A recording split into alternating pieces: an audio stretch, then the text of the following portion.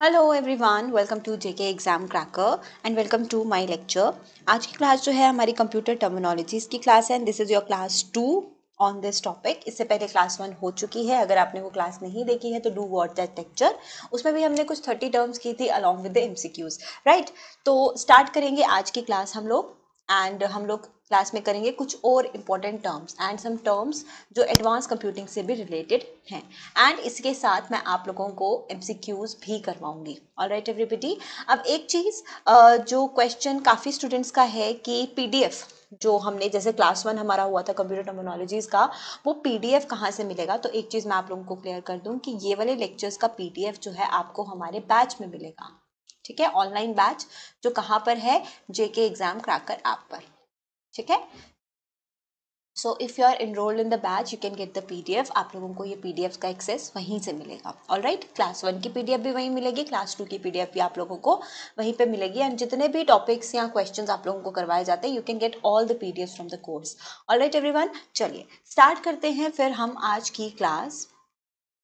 So your first term, 31st term जो हम करेंगे आज की क्लास में, क्योंकि इससे पहले हम 30 टर्म्स कर चुके हैं, वो है ब्लॉकचेन। एडवांस कंप्यूटिंग में या आजकल आप लोग अक्सर ये टर्म सुनते हो ब्लॉकचेन टेक्नोलॉजी। क्या है ये ब्लॉकचेन टेक्नोलॉजी? ब्लॉकचेन टेक्नोलॉजी एक टाइप ऑफ डेटाबेस है, ठीक है, बट अ शेयर डेटाबेस। एक टिपिकल डेटाबेस से अलग एक ऐसा डेटाबेस जिसका एक्सेस ज्यादा लोगों को हो सकता है। हम ये भी कह सकते हैं ये एक डिसेंट्रलाइज्ड डेटाबेस सिस्टम है।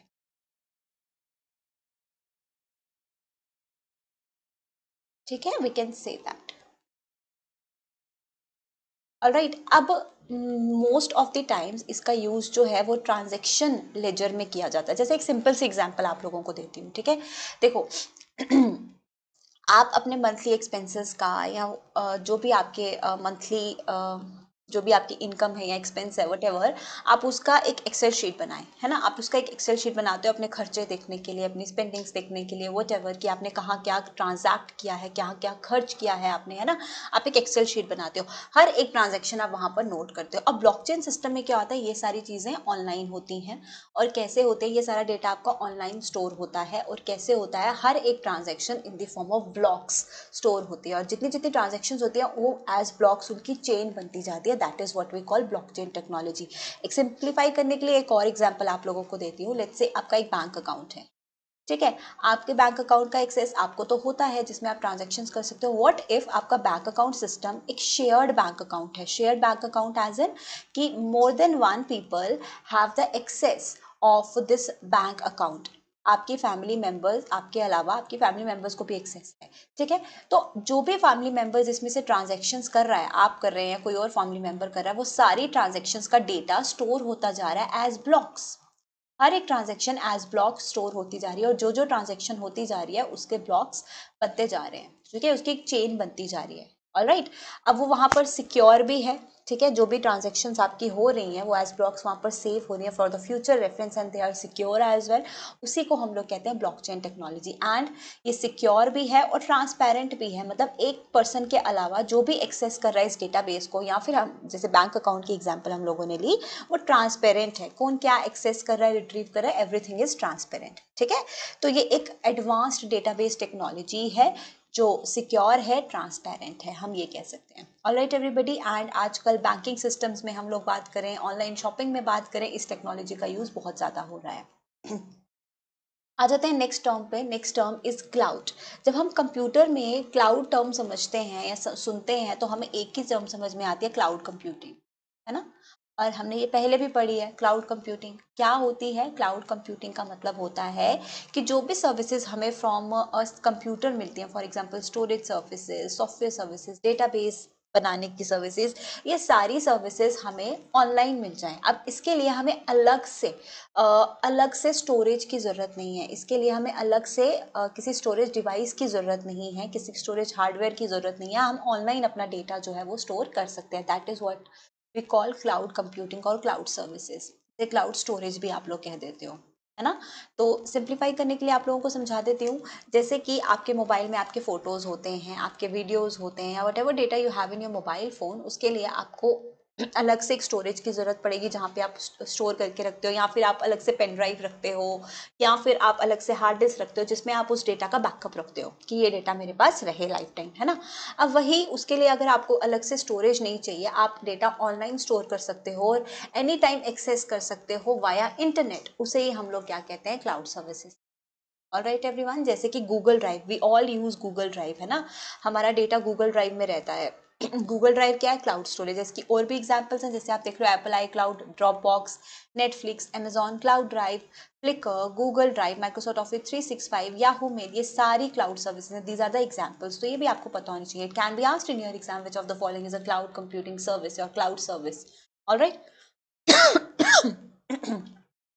आ जाते थर्ड क्वेश्चन पे, a very common term that is database.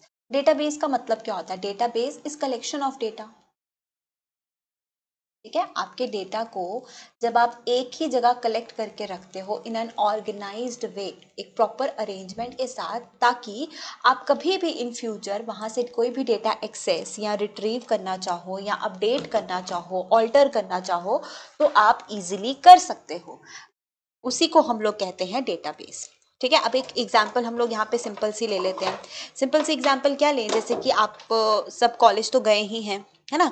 अब पुराने टाइम की हम लोग बात करें तो कॉलेजेस में स्टूडेंट्स का डेटाबेस कैसे रखा जाता था, स्टूडेंट्स का डेटा कहाँ स्टोर किया जाता था, they have big registers, manually data store किया जाता था। कोई भी न्यू एडमिशन हुआ, रजिस्टर में उसका नाम, उसका एड्रेस, उसका फ़ोन नंबर, किस क्लास में एडमिशन हुआ है, फी स्ट्रक्चर क्या है, एवरीथिंग एक रजिस्टर में स्टोर होती थी, है ना।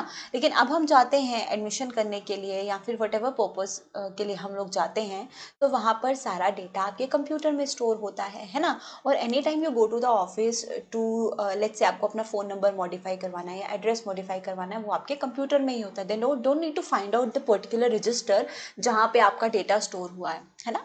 तो database is basically a type of software, ठीक है, कलेक्शन ऑफ डेटा। और डेटाबेस मैनेजमेंट सिस्टम्स होते हैं। डेटाबेस मैनेजमेंट सिस्टम्स का मतलब क्या होता है, ऐसे सॉफ्टवेयर्स, ऐसे प्रोग्राम्स जो डेटाबेस को स्टोर करने में काम आते हैं। ऑलराइट, चलो आगे बढ़ते हैं। Next term is denial of service attack. आपको पूछा जा सकता है DOS अटैक का फुल फॉर्म क्या है, तो सबसे पहली चीज आपको पता होना चाहिए, denial of service is the full form. ये एक तरह का साइबर अटैक है that prevents authorised user from accessing a network और कंप्यूटर। मतलब एक ऑथराइज्ड यूजर को नेटवर्क का एक्सेस ही उससे छीन लिया जाता है, उसको सर्विस डिनाई कर दी जाती है, एक्सेस उससे छीन लिया जाता है, दैट टाइप ऑफ अटैक। और ऐसा जब जानबूझकर किया जाता है, this type of attack is called as denial of service attack. एक सिंपल सा एग्जांपल आप लोगों को देती हूँ, आप you must have experience this as well.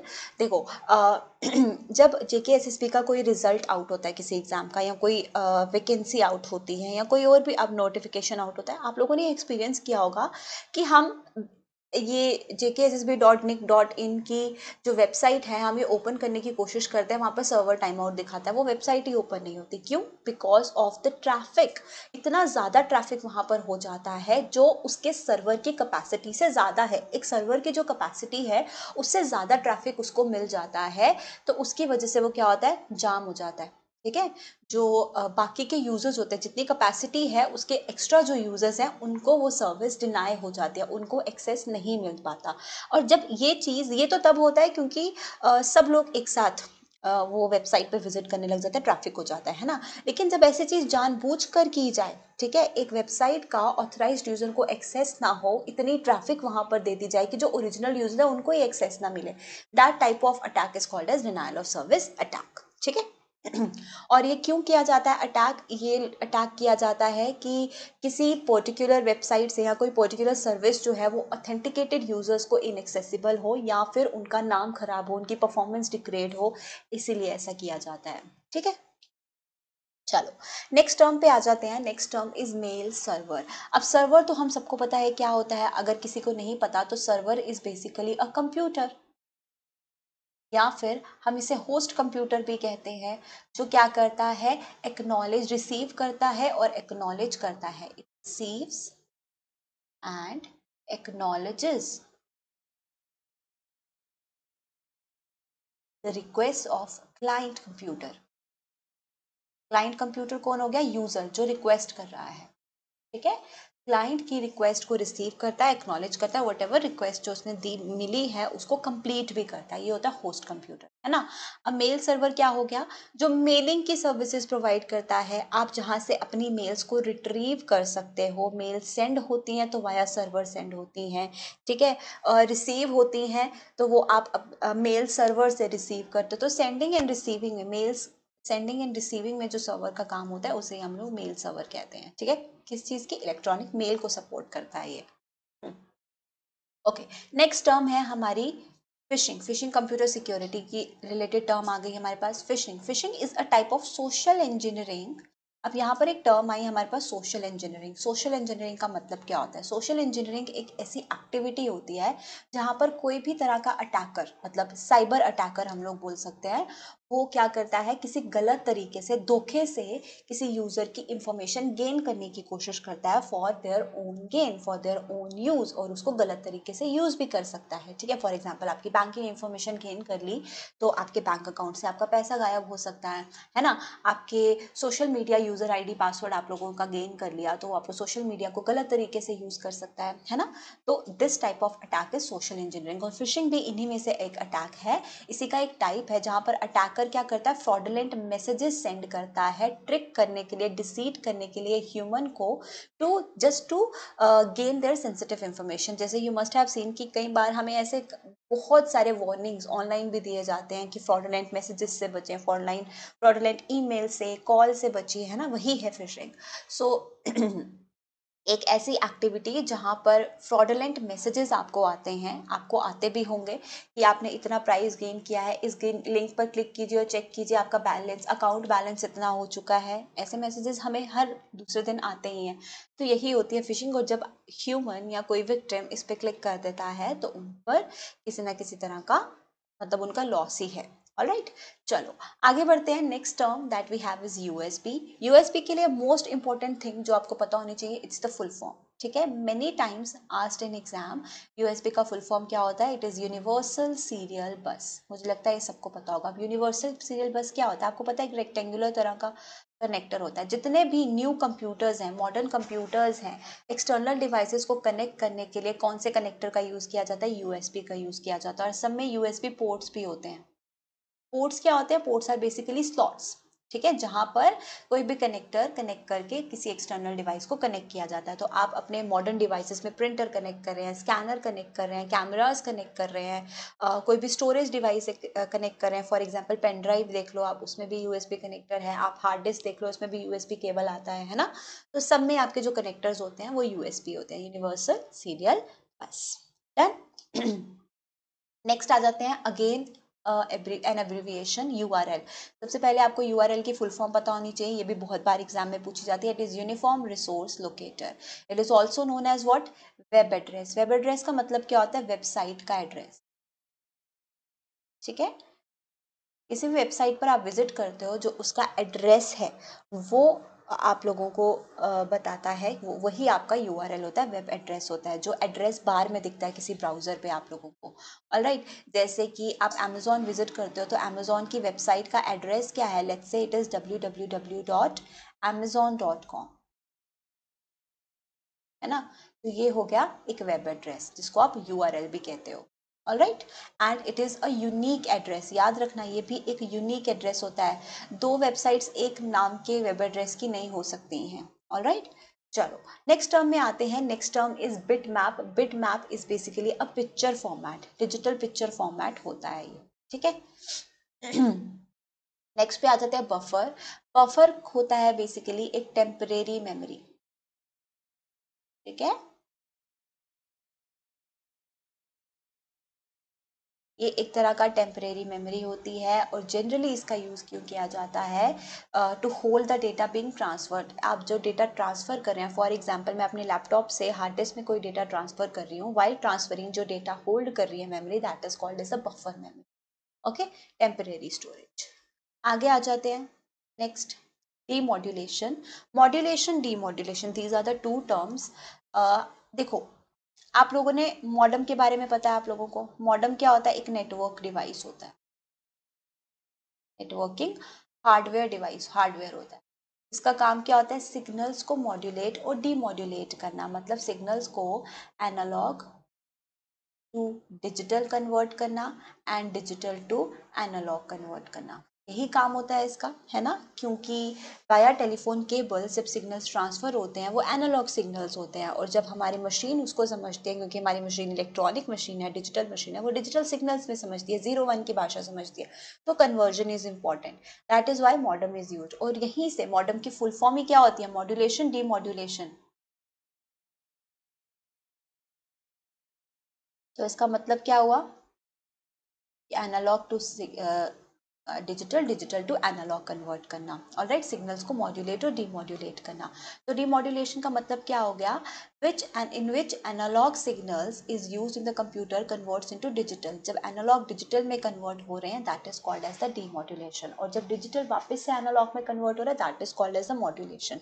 ये दोनों प्रोसेसेस कम्युनिकेशन के लिए बहुत ज़्यादा इंपॉर्टेंट है, ठीक है, जब हमें इंफॉर्मेशन ट्रांसफर करनी हो। तो यहाँ पर मॉड्यूलेशन और डीमॉड्यूलेशन दोनों ही टर्म्स दी हैं। The process of encoding information into a carrier signal for transmission, it is done in the transmitter side. जब डेटा ट्रांसमिट हो रहा है उस वक्त जब डेटा की मॉड्यूलेशन होती है, मतलब सिग्नल कन्वर्जन होती है, दैट इज मॉड्यूलेशन। और वापस से डेटा को रिकवर करने के लिए जब उसे डिकोड किया जाए, डीमॉड्यूलेट किया जाए, that at the receiver end that is demodulation. Alright, चलो आगे आ जाते हैं नेक्स्ट टर्म पे। Next term we have executable file, जिसको आप इस तरीके से लिखते हो dot E X C. Dot E X C कौन सा फाइल फॉर्मेट है? It is for the executable file. अब एग्जीक्यूटेबल फाइल एक बाइनरी फाइल होती है, ठीक है। एग्जीक्यूटेबल फाइल कौन सी फाइल होती है? That is being executed by the CPU. आपका प्रोसेसर जिसको एग्जीक्यूट कर सकता है वो एग्जीक्यूटेबल फाइल होती है, ठीक है। अब प्रोसेसर एग्जीक्यूट कर पा रहा है, मशीन उसको अंडरस्टैंड कर पा रही है, और वो किस में अंडरस्टैंड करती है? Obviously in the machine language, binary language में, है ना। तो ये जो एग्जीक्यूटेबल फाइल होती है इसकी एक बाइनरी फाइल होती है, that is not understood by the CPU but by the machine, है ना, एक प्रोग्राम होता है, तो इसे ही हम एग्जीक्यूटेबल फाइल बोलते हैं। नेक्स्ट, अब आगे कुछ एब्रीविएशंस हैं, क्योंकि शॉर्ट फॉर्म्स, फुल फॉर्म्स, ये भी हमारे सिलेबस का पार्ट है, हर पेपर में एक ना एक फुल फॉर्म आती है, तो उसी के साथ मैं आपको टर्म्स एंड एब्रीविएशंस बता रही हूँ, ठीक है। GIF, मोस्ट इंपॉर्टेंटली GIF आपको फुल फॉर्म पता होनी चाहिए, it is graphical interchange format, ठीक है, ये आपको फुल फॉर्म पता होनी चाहिए। और ये क्या है? एक पिक्चर फॉर्मेट है, ये तो हम सबको पता ही है, right. Next is HTML। HTML की full form most important, hypertext markup language. ये क्या है? एक लैंग्वेज है for creating, for creation and designing of web pages.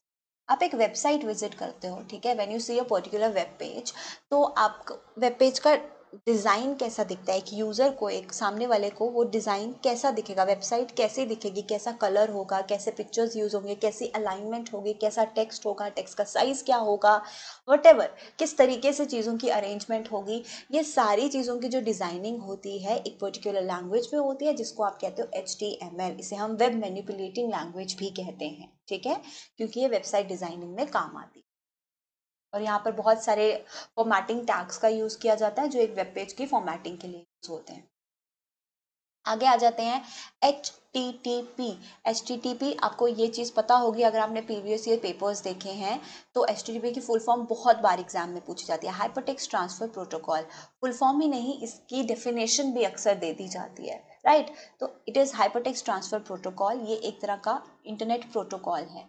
Now what is internet protocol? Protocols basically rules होते हैं जो ये बताते हैं कि इंटरनेट कैसे काम करेगा, ठीक है। Set of rules that govern a network. एक नेटवर्क कैसे काम करेगा या इंटरनेट कैसे काम करेगा, वो उसके लिए रूल्स डिफाइन किए गए हैं, उन्हें हम प्रोटोकॉल्स कहते हैं। HTTP is one of those protocols, okay. इस प्रोटोकॉल का क्या काम होता है? जब भी आप कुछ सर्च करते हो, आप किसी वेब ब्राउजर से कर रहे हो, ठीक है, लेट्स से आपने क्रोम से कुछ सर्च किया, जो भी आपने डेटा रिक्वेस्ट किया, आपकी रिक्वेस्ट को वेब ब्राउजर जो है आपकी रिक्वेस्ट को कहाँ पहुंचा रहा है? सर्वर तक पहुंचा रहा है, और वो डेटा आपको ट्रांसफर हो रहा है। तो सर्वर तक रिक्वेस्ट पहुंचाने और आपकी रिक्वेस्ट आपको रिसीव होने के लिए जो प्रोटोकॉल काम करता है वो HTTP है। वेब ब्राउजर HTTP रिक्वेस्ट भेजता है सर्वर को, सर्वर एक्नॉलेज करता है और आपकी रिक्वेस्ट को कंप्लीट करता है, ठीक है।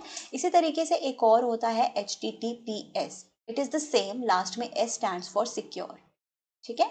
सिक्योर का मतलब होता है जो भी डेटा ट्रांसमिशन हो रही है, मतलब जो भी रिक्वेस्ट जा रही है और रिसीव हो रही है, ट्रांसमिशन ऑफ डेटा, वो सिक्योर होगी। एंड इस तरह के प्रोटोकॉल का यूज मेजरली वहाँ किया जाता है जैसे कि आपकी बैंकिंग की वेबसाइट्स होती हैं जहाँ पे आप ई बैंकिंग यूज करते हो, ऑनलाइन शॉपिंग करते हो, है ना, जहाँ पे आपको आपकी इंफॉर्मेशन सिक्योर्ड रखनी है, वहां पर इसका यूज होता है। नेक्स्ट आ जाते हैं ISP। ISP stands for internet service providers.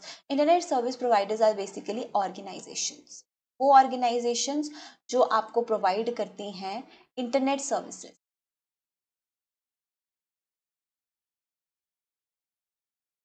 अब कौन कौन सी ऑर्गेनाइजेशन से आप इंटरनेट सर्विसेज यूज़ करते हैं? फॉर एग्जांपल आप जो भी सिम कार्ड्स यूज़ करते हैं उसकी इंटरनेट सर्विसेज भी यूज़ करते हैं। आप जियो यूज़ कर रहे हैं, वोडाफोन यूज़ कर रहे हैं, आप एयरटेल यूज़ कर रहे हैं, तो यही ऑर्गेनाइजेशंस हैं जो आपको इंटरनेट सर्विसेज प्रोवाइड कर रही हैं, तो इन्हें हम लोग इंटरनेट सर्विस प्रोवाइडर्स कहते हैं। इसका भी full form is important. Okay, next ISDN। ISDN का फुल फॉर्म सबसे पहले इंटीग्रेटेड सर्विसेज डिजिटल नेटवर्क। ठीक है, ये एक टेलीफोन नेटवर्क है जो डेटा और वॉइस ट्रांसमिशन में आपको हेल्प करता है ओवर अ डिजिटल लाइन। ठीक है, एंड हाँ, डेटा एंड वॉइस ट्रांसमिशन में हेल्प होती है एक टेलीफोन नेटवर्क में, और ये कन्वेंशनल नेटवर्क में इसका यूज ज्यादा किया जाता था। ISDN, आप इसका फुल फॉर्म भी याद रखो, मोर देन एनफ। नेक्स्ट आ जाते हैं, नेक्स्ट एब्रीविएशन जो हमें पढ़नी है JPEG। अब ये एक पिक्चर फॉर्मेट है, मुझे पता है ये सबको पता होगा, बट इसका full form is more important. Joint photographic experts group, ये फुल फॉर्म आप लोगों को याद रखना है। ऑलराइट, नेक्स्ट आ जाते हैं PDF। PDF का भी फुल फॉर्म आप लोगों को याद रखना है। PDF का फुल फॉर्म मुझे लगता है सबको पता होगा, इट इज पोर्टेबल डॉक्यूमेंट, है ना। ये भी एक डॉक्यूमेंट फॉर्मेट होता है, राइट। और इसमें इस फॉर्मेट में आप लोग किसी भी प्रेजेंटेशन को, किसी भी पिक्चर को, किसी भी डॉक्यूमेंट को इस PDF फॉर्मेट में, मतलब पोर्टेबल डॉक्यूमेंट फॉर्मेट में कन्वर्ट कर सकते हो। और क्यों कर सकते हो? ताकि डेटा चेंज या डेटा लॉस जो है वो ना किया जा सकते। फॉर एग्जाम्पल इस फाइल का, ये जो फाइल जिसपे मैं आप लोगों को पढ़ा रही हूँ, इसका मैं एज इट इज डॉक्यूमेंट आप लोगों को दे दूँ, तो there are chances you can edit the document, है ना।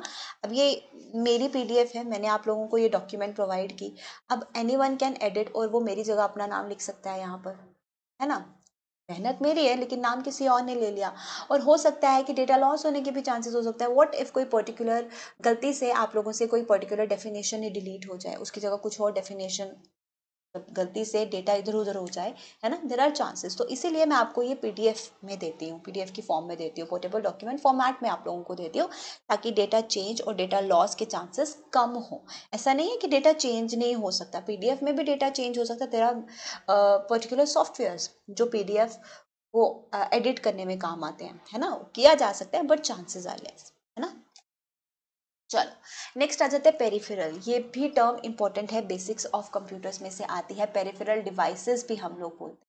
पेरिफेरल डिवाइसेस क्या होते हैं? Basically the external hardware that we connect to our computer. External hardware जो हम अपने कंप्यूटर से कनेक्ट करते हैं, जैसे कि प्रिंटर कनेक्ट करते हैं, माउस कनेक्ट करते हैं, कीबोर्ड कनेक्ट करते हैं, माइक कनेक्ट करते हैं, they all are external devices जिनको हम कंप्यूटर पेरिफेरल कहते हैं। चलिए आगे बढ़ते हैं। Next term is port. Port मैंने आप लोगों को पहले ही बता दिया था, पोर्ट्स क्या होते हैं? स्लॉट्स होते हैं, है ना, जो हमारे मदरबोर्ड पर होते हैं, और इन स्लॉट्स के थ्रू ही आप किसी भी एक्सटर्नल डिवाइस को कनेक्ट कर सकते हो इन योर कंप्यूटर, राइट। उन्हीं को हम लोग पोर्ट्स कहते हैं। और different types of ports, different ports मैंने आप लोगों को पढ़ाई भी हैं। अगर आप मेरे बैच में हो, आपने हार्डवेयर टॉपिक की क्लास अटेंड की है, तो मैंने आप लोगों को बहुत सारी पोर्ट्स करवाई हैं, है ना, बहुत सारे पोर्ट्स, USB पोर्ट के बारे में बताया है, HDMI बताया है, देन VGA एक्सेट्रा, बहुत सारी चीज़ें मैंने आप लोगों को बताई हैं। ठीक है, ये सारी पोर्ट्स भी करवाई हैं, तो वो भी पढ़ लेना। उनकी फुल फॉर्म्स और मोस्ट इंपॉर्टेंट, क्योंकि फुल फॉर्म्स पे अक्सर क्वेश्चन पूछे जाते हैं। आगे आ जाता है next term, that next term is botnet. Botnet क्या होता है? बॉटनेट बेसिकली एक डिवाइस होता है, या एक कंप्यूटर, एक डिवाइस जो एक नेटवर्क पे कनेक्टेड है, but it is infected. Let's say एक नेटवर्क पे बहुत सारे कंप्यूटर्स इन्फेक्टेड हैं, लेकिन उनमें से एक कंप्यूटर जो है वो इन्फेक्टेड है, मतलब उसमें कोई मेलिशियस सॉफ्टवेयर है, मेलिशियस प्रोग्राम है, और उसको कंट्रोल कर रहा है कोई हैकर, या कोई अटैकर उसे कन्वर्ट कर रहा है, यू कंट्रोल कर रहा है। अब जब इसमें कोई ऐसा मेलिशियस प्रोग्राम है और उसको कंट्रोल करने वाला कोई अटैकर है, कोई आउटसाइडर है, तो देर आर चांसेस कि जिस नेटवर्क पे ये कनेक्टेड है, ये बाकी के कंप्यूटर्स को भी क्या कर सकता है, इन्फेक्ट कर सकता है, वहां से डेटा जो है वो चोरी हो सकता है, राइट। तो उसे डिवाइस को हम लोग बॉटनेट कहते हैं। आगे आ जाते हैं next is dark web. Dark web is basically internet, a part of internet. लेकिन हम इसको डार्क वेब क्यों बोलते हैं, क्योंकि ये जनरल पब्लिक को एक्सेसिबल नहीं होता है, और जिनको एक्सेसिबल होता है they use specific software, special software to use this particular type of internet. इस तरह के नेटवर्क को यूज करने के लिए स्पेशल सॉफ्टवेयर यूज करते हैं, और उनका जो आइडेंटिटी है वो इनएनिमस रहता है, अननोन रहता है, हिडन रहता है। ठीक है, तो यहाँ से पढ़ सकते हो, is not accessible to the general public, it can only be accessed by using special software so that users can remain anonymous. Okay, चलो नेक्स्ट टर्म्स हमारे पास हैं data mining, data visualization. Data mining very important term. क्या है ये? Process of examining manipulating data sets to find patterns and prepare data for deeper analysis. Data mining, अब mining का मतलब क्या होता है?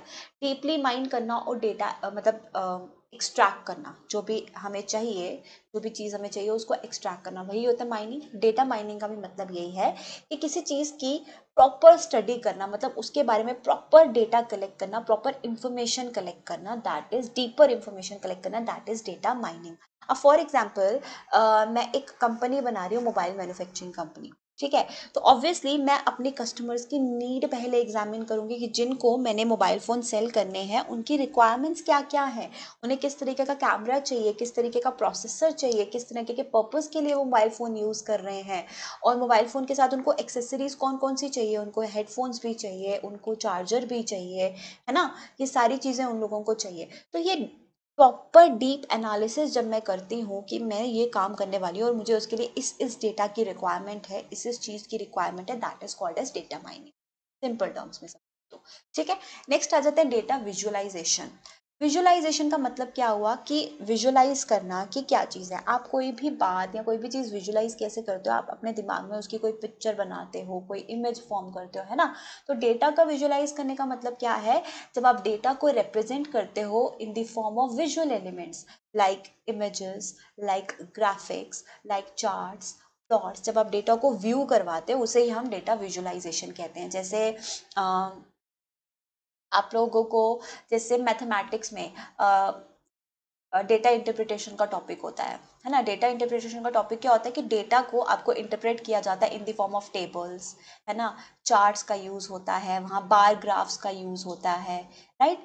वहाँ से डेटा को आप क्या कर सकते हो, विजुअलाइज कर सकते हो। जैसे पाए चार्ट में इतने परसेंट ये है, इतने परसेंट ये, आप डेटा को बेसिकली विजुअलाइज करवाते हो, बस वही चीज़ है, उसी को हम लोग डेटा विजुअलाइजेशन कहते हैं। चलो आगे बढ़ते हैं, इंक्रिप्शन। इंक्रिप्शन का मतलब क्या होता है, डेटा कंसीलिंग वाइल ट्रांसफरिंग। जब एक जगह से दूसरी जगह डेटा ट्रांसफर हो रहा है तो डेटा ट्रांसफर होने में डेटा के चोरी होने के या अनऑथेंटिकली एक्सेस होने के चांसेस होते हैं। तो what if the data is concealed, जो भी आपने डेटा भेजा है आप छुपा के भेज रहे हो, इनकोड करके भेज रहे हो, कि कोई अगर बीच में उस डेटा को देख भी ले, सिर्फ समझाने के लिए बता रही हूँ, तो उसको समझ में ही ना आए कि ये क्या है ना। That is what we call encryption. It's a process of concealing private information by converting digital information into something that can be read with a key related to the type of conversation। ठीक है, एक बहुत layman language में आप लोगों को समझा देती हूँ कि for example we are 3 people sitting and 2 लोग जो बात कर रहे हैं वो हम चाहते हैं तीसरे वाले को पता ना चले हम क्या बात कर रहे हैं, है ना, हालांकि वो थर्ड पर्सन वहीं बैठा हुआ है। तो हम क्या करेंगे, हम कीवर्ड्स में बातें करेंगे, है ना, ताकि सामने वाले को पता ही ना चले कि हम किस पर्पस में बात कर रहे हैं, किस बारे में बात कर रहे हैं। ऐसा करते भी हम लोग, that is what encryption in terms of computer.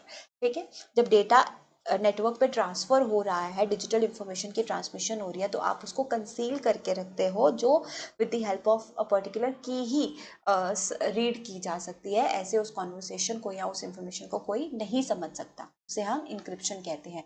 इसी से रिलेटेड एक और टर्म आ जाती है, डिक्रिप्शन। इनक्रिप्शन का मतलब होता है डेटा कोडेड रखना। तो जब वो डेटा को डिकोड किया जाता है उसे ही हम लोग कहते हैं डिक्रिप्शन। ठीक है, जो कंसील डेटा है जब उसको रीड किया जाए, डिकोड किया जाए, that is what we call decryption. ठीक, चलो 57th and 58 term. 57 is open source software. I guess ये तो सबको पता है, ओपन सोर्स सॉफ्टवेयर वो होते हैं जिसका सोर्स कोड इज अवेलेबल, है ना।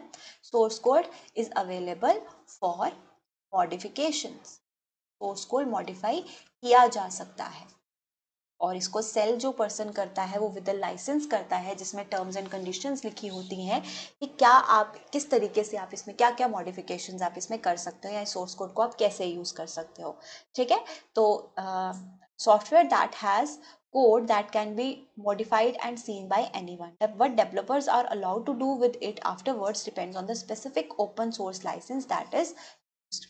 Alright everyone, और ये open source का सॉफ्टवेयर में सिर्फ सोर्स कोड ऊपर अवेलेबल होता है, बट ये फ्री होता है या पेड होता है, it's up to the distributor, जो उसको बेच रहा है, जो जिसने ये बनाया है या जो उसको आगे फॉरवर्ड कर रहा है, ये उसके ऊपर डिपेंड करता है। ठीक है, चलो इसी तरीके से ओपन सोर्स के साथ एक और हम लोग टर्म समझ लेते हैं, that is close source softwares. Close source softwares को हम लोग प्रोप्रिएटरी सॉफ्टवेयर्स भी कहते हैं। ये क्या होते हैं, source code is close, source code is not available and they are paid. Okay, चलो नेक्स्ट टर्म सोशल इंजीनियरिंग, ये मैंने आपको फिशिंग के साथ ही बता दी थी। ये एक ऐसी एक्टिविटी होती है या ऐसा मेथड होता है कि आप किसी तरीके से सामने वाले का ट्रस्ट गेन करते हैं धोखे से और उसका डेटा एक्सेस करते हैं, उस तरह की एक्टिविटीज को हम लोग सोशल इंजीनियरिंग कहते हैं। Spoofing, spoofing is also one of those. Spoofing भी एक साइबर क्रिमिनल एक्टिविटी है, जहाँ पर अगेन डिसेप्ट किया जाता है, डिसीट किया जाता है सामने वाले को, आप उसको दिखाते हैं कि आप कोई और हैं, अपनी एक्चुअल आइडेंटिटी छुपाकर उसकी पर्सनल इंफॉर्मेशन गेन करने की कोशिश करते हैं, उसे हम लोग spoofing, similar to phishing. Next term that we have is trouble shooting. Trouble shooting का मतलब क्या होता है, एक नेटवर्क पे या एक सिस्टम पे एक सॉफ्टवेयर को यूज करते हो, अगर कोई प्रॉब्लम आ जाती है, काम करने में कोई प्रॉब्लम आ जाती है, तो ट्रबल शूटिंग का मतलब होता है कि एक प्रोसेस है जो उस प्रॉब्लम को आइडेंटिफाई करने की कोशिश करता है एंड वेरियस मेथड्स का यूज करता है कि उस जो भी प्रॉब्लम वहां पर आई है उसे सॉल्व करने की कोशिश की जाए। That is with what we call as trouble shooting, problem solving methods, ये बोल सकते हैं हम लोग। ओके, सो ये कुछ टर्म्स थी जो मैंने आप लोगों को आज की क्लास में करवाई हैं, बट इतना ही नहीं, इसके साथ मैं आप लोगों को बहुत सारे एमसीक्यूज भी करवाने वाली हूँ। ठीक है, I have many MCQs, but मैं आप लोगों को इनमें से कुछ ही एमसीक्यूज करवाऊंगी, बाकी के एमसीक्यूज आप खुद करेंगे जब आप लोग ये फाइल एक्सेस करते हैं तो। ठीक है, चलो फर्स्ट क्वेश्चन क्या है हमारा, what is blockchain? A type of cloud service, a collection of connected records secured by cryptography, a social engineering technique, a method of compressed images. तो क्लाउड सर्विस तो नहीं है, सोशल इंजीनियरिंग टेक्निक भी नहीं है, इमेजेस कंप्रेस करने का भी कोई मेथड या सॉफ्टवेयर नहीं है, ये क्या है, कनेक्टेड रिकॉर्ड्स, जिनको हम लोग क्या कहते हैं, ब्लॉक्स, उसमें हमारा डेटा जो है वो सिक्योर रहता है, तो option number B is the right answer. Next, which of the following is not a cloud service? अभी मैंने बहुत सारी क्लाउड सर्विस की एग्जांपल्स आप लोगों को बताई, तो Google drive is a cloud service, Netflix a cloud service, Apple iCloud a cloud service, लेकिन Microsoft word is not a cloud service, तो this is the answer, option number C is the right answer. Right, next question, what is a DOS attack intended to do? Denial of service attack का मतलब क्या होता है? Speed of website performance, क्या ये website की performance increase करता है? नहीं, ये तो कम कर देता है, तो option number 1 is wrong. Disrupt और block access to a network और सर्विस, ये बिल्कुल सही है, नेटवर्क की सर्विस एक्सेस जो है हमसे छीन लेता है या ब्लॉक कर लेता है। Steal sensitive information, no. Secure network through encryption, no, option number B is the right answer. Question number 4 पे आ जाओ, what does a mail server do? Sends and receive emails, बिल्कुल सही, ईमेल सेंडिंग एंड रिसीविंग में काम करता है। Stores database of user information, no. Cloud storage manage करता है, नो। फिशिंग अटैक्स को होस्ट करता है, no, option number A is the right answer. Next question पे आ जाते हैं, व्हाट इज फिशिंग? ये भी हमने आज की क्लास में पढ़ा, a type of computer programming, no. A form of malware, phishing जो है एक मैलिशियस प्रोग्राम नहीं है, ये एक मैलवेयर नहीं है, ये याद रखना अगर गलती से ये कर दोगे। बेसिकली ये एक एक्टिविटी है, ये एक तरीका है पर्सनल इंफॉर्मेशन गेन करने का, ये कोई पर्टिकुलर सॉफ्टवेयर नहीं है, ये एक तरीका है। ठीक है, सो साइबर अटैक है, tricking people into revealing their sensitive information, it is option number C. पूरे ऑप्शंस ना रीड करके ऑप्शन बी मत मार्क कर दीजिएगा, क्योंकि अक्सर आप ऐसा करते हैं, इसीलिए मैं कह रही हूँ। What does USB stand for? ये भी हम लोगों ने देख लिया है, यूएसबी का फुल फॉर्म क्या होता है, universal serial bus. So which option is correct? Option number C is correct. Question number 7 पे आ जाओ। What which term refers to the unique address of a web resource. Unique address of a web resource मतलब आपका web address. Web address unique होता है, ये मैंने पहले ही बताया था। तो which one is the right answer? Option number C. एक बार मैंने ये क्वेश्चन करवाया तो स्टूडेंट्स ने आंसर किया आईपी एड्रेस, यूनिक पढ़ लिया तो आईपी बोल दिया, नहीं। ठीक है, वेब रिसोर्स पूछा गया है, डिवाइस नहीं पूछा गया। Okay, IP address is your device unique address on a network. ठीक है, सो ये वेब एड्रेस है, ऑप्शन नंबर सी। और यूआरएल का फुल फॉर्म भी पता होना चाहिए, पढ़ लिया हमने, it is uniform resource locator. What is the purpose of a buffer? Encrypt sensitive data? No. Temporary store data to improve performance? Yes. Manage cloud services? No. Prevent malware attack? No. Option number B is the right answer. What does GIF stands for? ये मैंने आप लोगों को करवाया। GIF एक आपका picture format है और इसका फुल फॉर्म भी आप लोगों को आज की क्लास में आया है, तो you all have to guess what is the full form of it. Answer is given in the answer key, आप गेस कीजिए, चैट में कमेंट कीजिए और बताइए क्या इसका करेक्ट आंसर है। ठीक है, चलो नेक्स्ट क्वेश्चन पे आ जाते हैं। क्वेश्चन नंबर 10 पे, व्हाट इज इंक्रिप्शन? इंक्रिप्शन की टर्म भी हमने आज की क्लास में पढ़ी। A way to visualize data? नहीं, ये तो डेटा विजुलाइजेशन होती है ना। A method to convert digital information into unreadable format? बिल्कुल सही। A tool to prevent phishing attacks? No. A form of cloud storage? No. Option number B is our right answer. ठीक है, 10 question students मैंने आप लोगों को करवाए। यहाँ से देखो 11 से लेके 20 क्वेश्चन यहाँ पर और हैं 20 तक, ये आप लोगों को खुद अटेम्प्ट करने हैं। ओके, आंसर की इज ऑल्सो गिवन, आप यहाँ से क्रॉस चेक कर सकते हो, किसी को कोई भी डाउट आएगा तो you can ask me. Alright everyone, so आज की क्लास में हम लोग इतना ही रखेंगे। एज आई सेड, ये पीडीएफ आप लोगों को कांस्टेबल के बैच में मिलेंगी। If any of you hasn't join the batch, join कर लीजिए, पीडीएफ का एक्सेस आपको वहीं से। डन, तो मिलते हैं हम लोग नेक्स्ट क्लास में। Everybody take care, bye bye.